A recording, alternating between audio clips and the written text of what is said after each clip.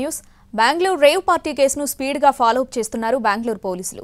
ఈ కేసులో కీలకంగా ఉన్న A2 నిందితుడు అరుణ్ ని అరెస్ట్ చేశారు.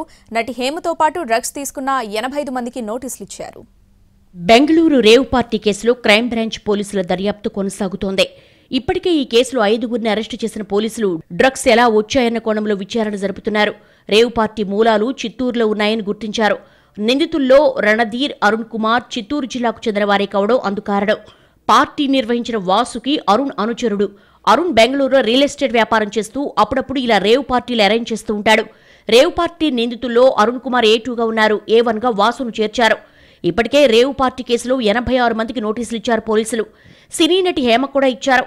ఈ నెల 27న బెంగళూరు CCB ముందు హాజరు కావాలని హేమకిచ్చిన నోటీసుల్లో పేర్కొన్నారు. పాజిటివ్ వచ్చిన వారికి విడతల వారీగా నోటీసులు ఇస్తామని పోలీసులు తెలిపారు. తొలి విడతలో 8 మందికి ఇచ్చారు. పార్టీలో పట్టుబడిన 101 మంది బ్లడ్ శాంపిల్స్ తీసుకుంటే అందులో 86 మందికి పాజిటివ్ వచ్చింది. వారిలో 56 మంది పురుషులు కాగా 27 మంది యువతులు ఉన్నారు.